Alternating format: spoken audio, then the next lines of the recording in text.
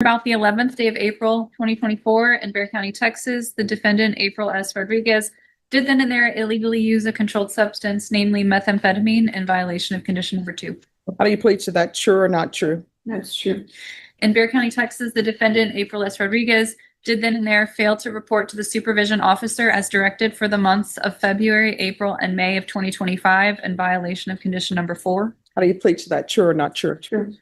And on or about the 10th day of October 2024 in Bexar County, Texas, the defendant, April S. Rodriguez, did then and there fail to submit to drug testing as directed by the supervision officer in violation of condition number 27. How do you plead to that? True or not true? We'll waive the rest, Your Honor. Any objections to the waivers? No, Your Honor. Did you understand by pleading true to violations 2, 4, and 27? Court could find it true, grant the motion, find you guilty, and sentence you up to 2 years in the state jail facility and up to a $10,000 fine? Knowing that, do you still wish to plead true to violations 2, 4, and 27? Well, do I have an option? Oh, you're going to plead not true, and then what will end up happening is we'll have a contested hearing. No, ma'am. So do you still wish to plead true to 2, 4, and 27? Yes, I do. Court will find 2, 4, and 27 true. Is there a proposed agreement? There is The not. moment she pleads true to all 3 violations, everything in this courtroom shifts instantly. And here's the wild part. Pleading true isn't just admitting mistakes. It's handing the judge complete power over her future. No negotiation, no safety net, no second layer of defense. What's fascinating is how quickly this escalates. The state immediately pivots from rehab to full revocation, almost like they've already given up on her. But why? Is it her record, her pattern, or something deeper we haven't heard yet? And with no agreement on the table, this entire hearing becomes a gamble.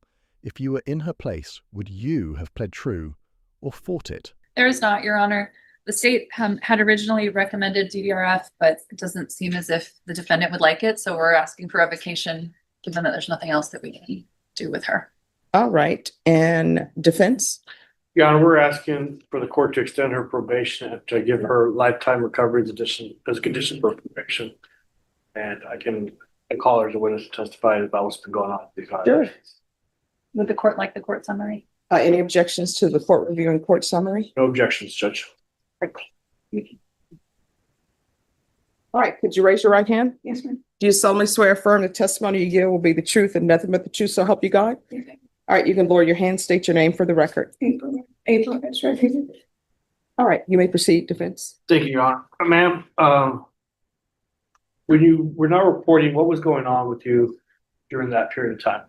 I was physically sick. I didn't know what I was sick of, but throughout the times that I didn't report, either the day before, the day of, or the day after, if you would allow me to, I don't know, somehow get my medical records, you will see that I've been in either an urgent care or an emergency room here in San Antonio, trying to figure out what was wrong with me. I didn't know what it was. I recently got my gallbladder removed, and I know that my pancreas isn't working at the time. Like, I have serious stomach issues.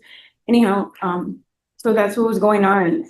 But everything happens for a reason. I do believe throughout that, when you gave me that MTR, I have been struggling to get off of methadone for 14 years, which I've been able to do throughout the time that I've been at the county. I mean, I don't know if it makes a difference, but I've been working just to keep my mind occupied. I just would like for you to be aware of the fact that even though I wasn't doing good, I was still reporting to the best of my ability. I would like for you to give me an opportunity to finish the rest of my term, if that's an option. And Okay, ma'am. So what was the medical condition you were diagnosed with? I had my gallbladder was removed. I don't know the proper terminology, but at the time my pancreas isn't working. I still have issues. Okay, and what did you do on probation? You did some things on probation, right? Yes, I did. I did my parenting. I did my domestic violence, and I recall you telling me that if I did my parenting, I didn't have to do my community service.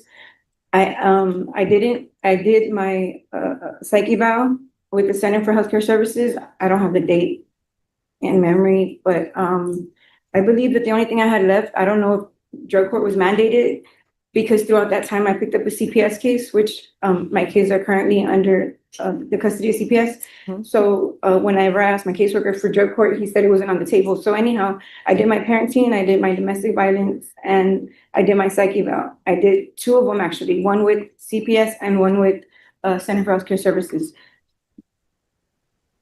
This part right here is where the entire case gets messy, because April's story becomes a mix of medical chaos, personal crisis, and probation obligations colliding all at once.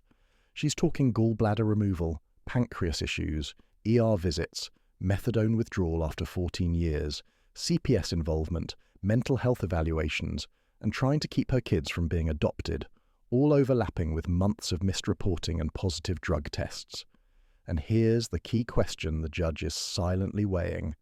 Are these genuine medical barriers, or excuses stacked on top of violations? From a legal standpoint, health issues can justify missed check-ins, but only if documented and communicated properly, which probation says never happened. So now the tension becomes, is April fighting for her life, or fighting to avoid consequences? What do you think after hearing her explanation?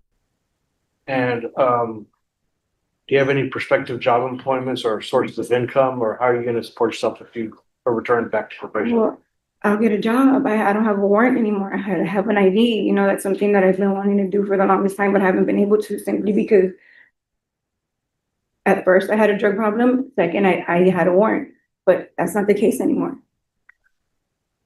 Pass witness, Judge. Just a few questions, Your Honor. Ms. Rodriguez, when did you realize you had this gallbladder issue that you needed to have it removed? Well, at first, I really don't recall the date, but I didn't know what it was. I just know that I was really sick and they couldn't find out what was wrong with me until I had like a serious episode and they like removed it the next day. So that was like within those 3 months that I didn't report.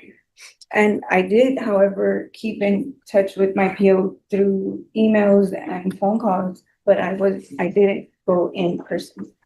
So the MTR alleges that you didn't report in November and December of 2024, February, April, May of 2025. Like it was more than 3 months that you didn't report. Right. Is that accurate? Yeah, it sounds like it is. Okay. So it also, the court summary also reflects the different efforts that the probation office made to get you to report. Do you remember those efforts that Yeah, they were from making? Yes, ma'am. Okay. And do you remember an encounter in January of this year where they actually made a face-to-face contact with you and explained to you the importance of reporting after many failed, or not failed, but inadequate reporting, that they made a face-to-face contact with you and explained the importance of reporting, and you said that you would? Yeah. Remember that? Yes, I do. Okay. Was it after that that your gallbladder was No. removed? My gallbladder was removed within those 3 months, but Before that? yeah. Well, Okay. however, I didn't get right because now I have an issue with my pancreas, which is why anyhow, that's what was going on. Okay.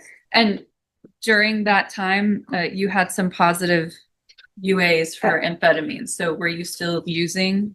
Those positive amphetamines was at first. I took the time that I was in the hospital, which was like consistent to be able to not, it was easier for me to stay off of drugs than to get off of drugs. I don't know if that makes sense, but when I got out of the hospital, I wasn't on them anymore. So I didn't ever go back. I was just trying to get my stomach issues situated. And so why did you refuse to go to DDRF when it was originally recommended? I don't, DDR, well, because at the time right now, I'm appealing an eviction. I only have like, I don't know, 6 days before I lose my home, and I have to the end of the month before my kids get adopted out. So I would really like to work on that.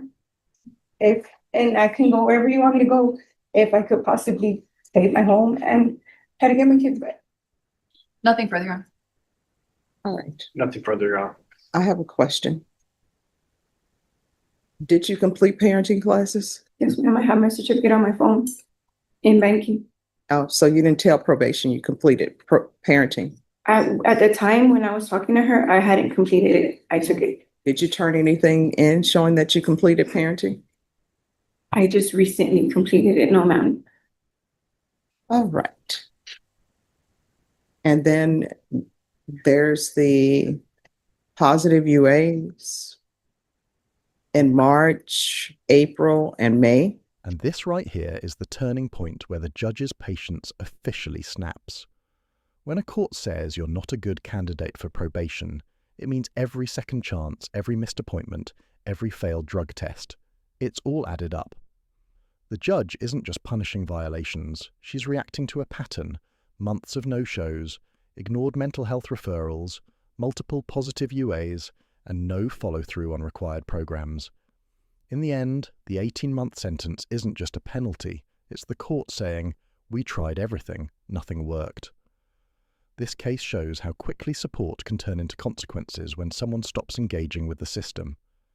If this breakdown opened your eyes to what really happens in probation hearings, make sure to hit like, drop your thoughts in the comments, and don't forget to subscribe for more intense courtroom moments and expert analysis. I just don't think you're a good candidate for probation. I go by what's before me, and you've been on probation since 2024, and you haven't done anything.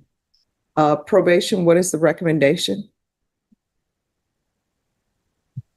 Judge, the recommendation on the court summary is for her to be considered.